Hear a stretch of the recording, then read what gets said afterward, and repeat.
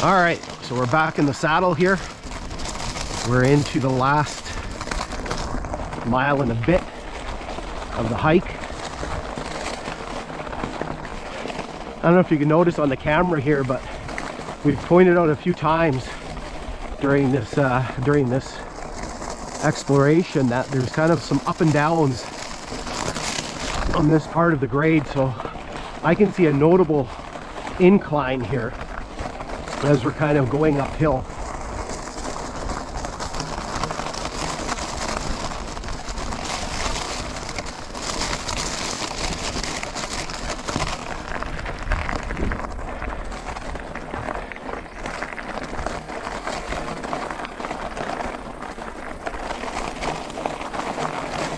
Again, there's unfortunately not a lot to take a look at on this second half of the hike here. Oh my God. The ballast is just brutal. I got poor Luna. Noah's waiting with Luna. Luna's paws are all torn up a little bit from the... I've never seen the ballast this bad.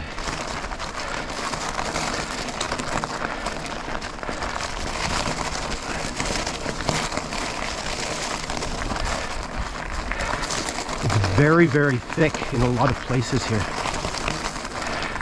And so here, and then it just goes to nothing here.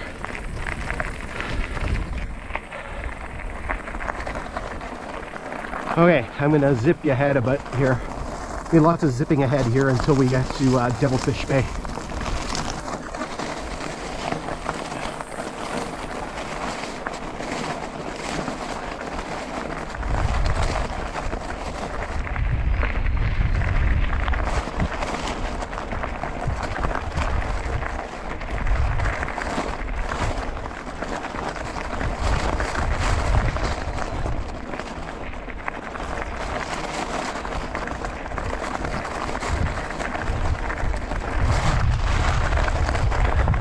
So here we're approaching the second turn on this section. So there was one further back between Octopus Creek and the Kenogamsis River, and this is the second curve here.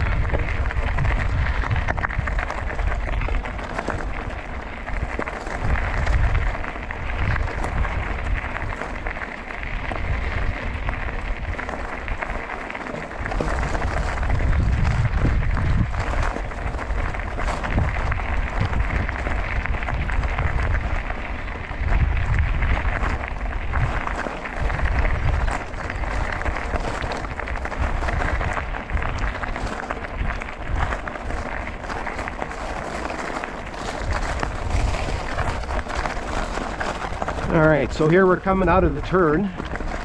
The grade's going to straighten back out again. And this is going to give us a straight shot towards Langmuir.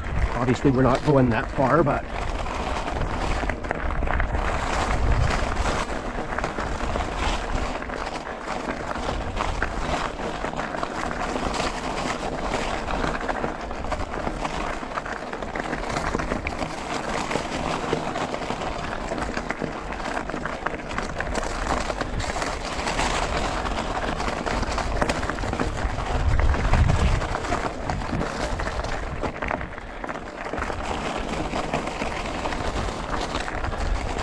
we should be approaching milepost 14 soon.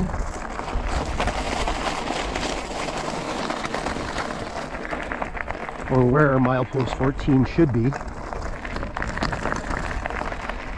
Another one of those ones that cannot be found.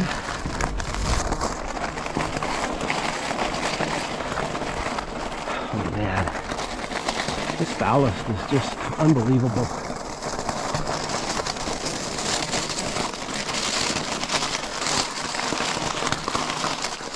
All right, so somewhere in this stretch here is supposed to be milepost 14. Again, I looked on our eastbound journey. It's supposed to be somewhere between there And just up here, did see this. This is kind of an interesting one. So this is a Dominion 16. This is a different style of insulator.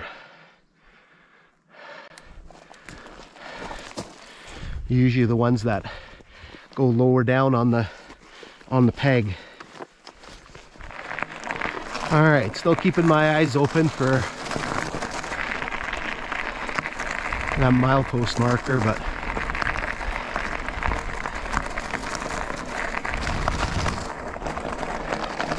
I doubt anything's going to be visible.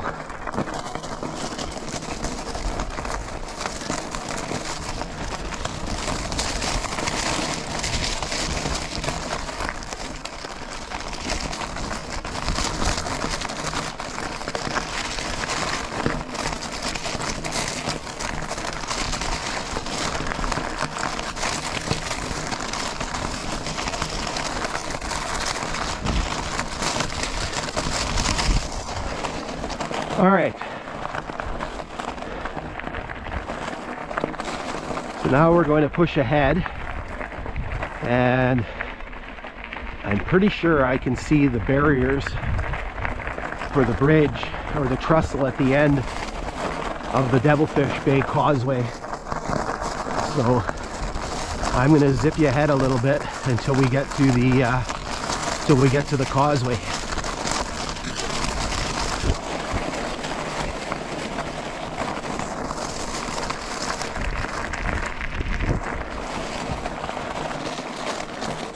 Got a tie coming up here.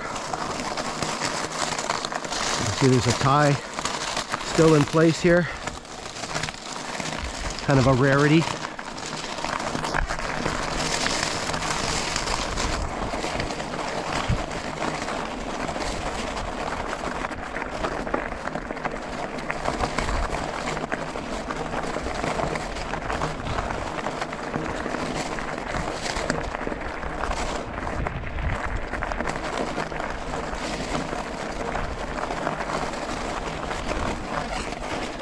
All right, so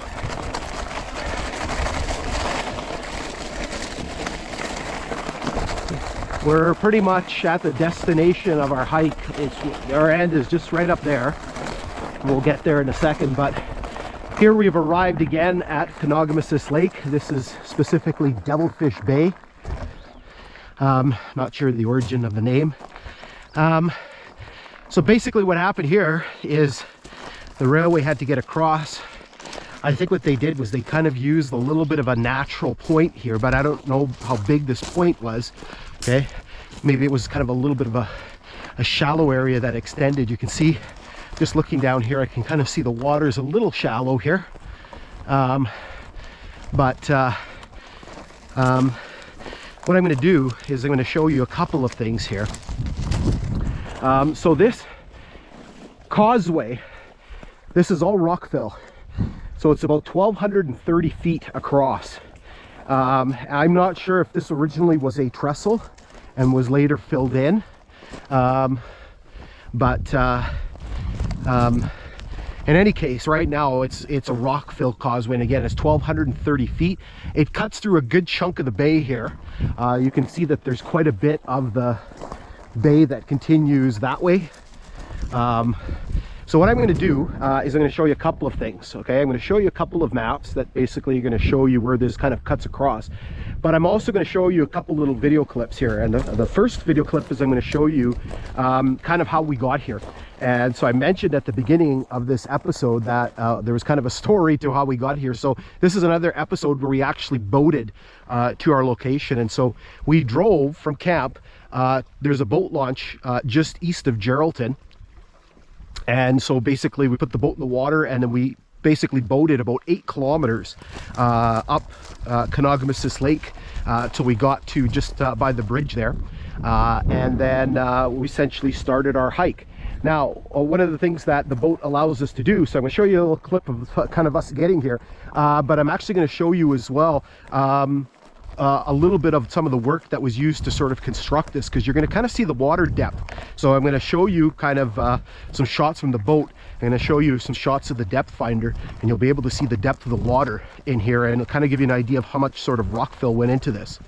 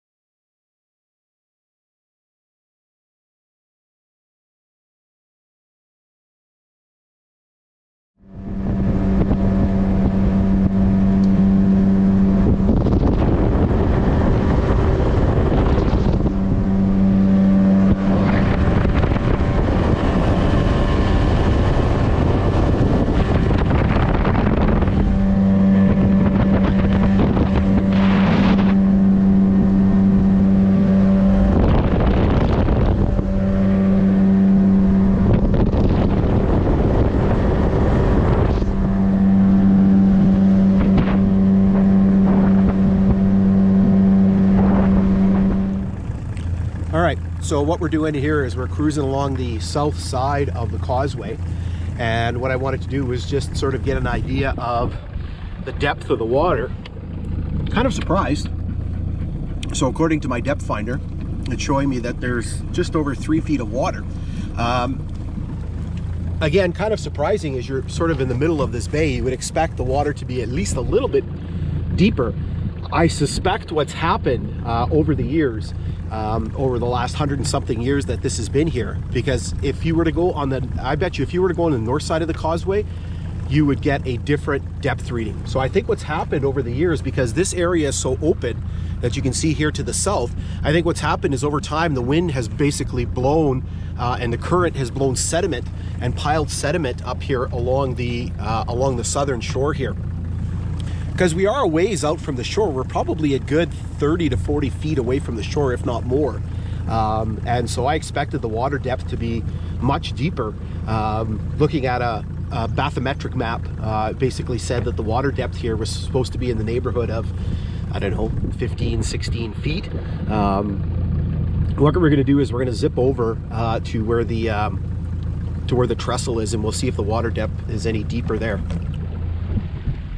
All right, so there's the trestle over there, and our water depth is pretty much the same. I thought it would be at least a little bit deeper here, where this channel is. What we're going to do is we're going to turn and we're going to see where it starts to drop off. I'm guessing it's probably going to be a bit of a gradual drop off. So there's the trestle.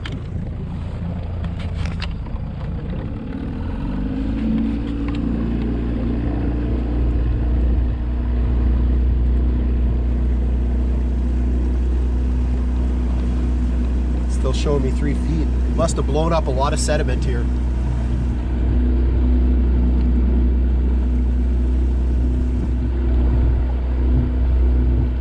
You can see it's starting to drop off now. But then again, we're quite a ways.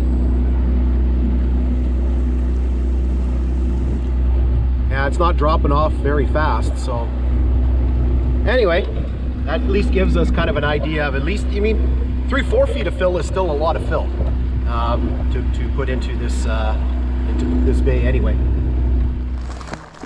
All right, let's finish this off here. One of the things you can see here is you can see the growth that's happening on the grade. So again, not particularly well traveled. Again, it is kind of remote.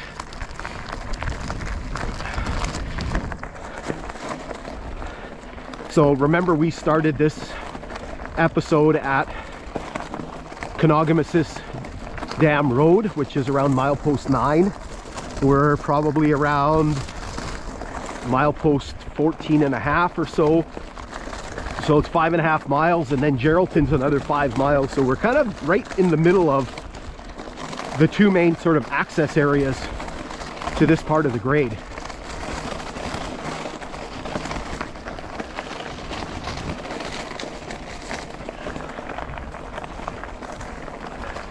You can see there's a lot of vegetation on this this causeway here.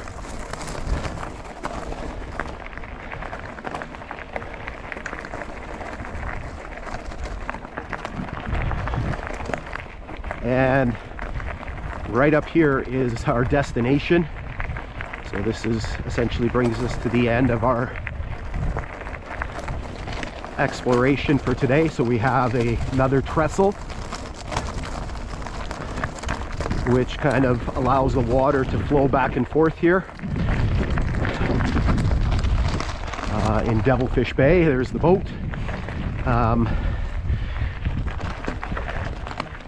So here's this this trestle here. So we're not going to talk about this trestle today because we've already covered that in the next episode. So that's where we start this next episode. Again, this is sort of the end of the hike. So hopefully you've enjoyed today's exploration. There's a few neat things that we were able to see. Kind of a bit quieter second half of the hike, but certainly some neat things to take a look at. In the meantime, as I mentioned, this section has been done. So from here all the way to Geraldton has been covered. So make sure you take a look at that. So in the meantime, we'll be back as soon as we can with more exploration. So please stay tuned.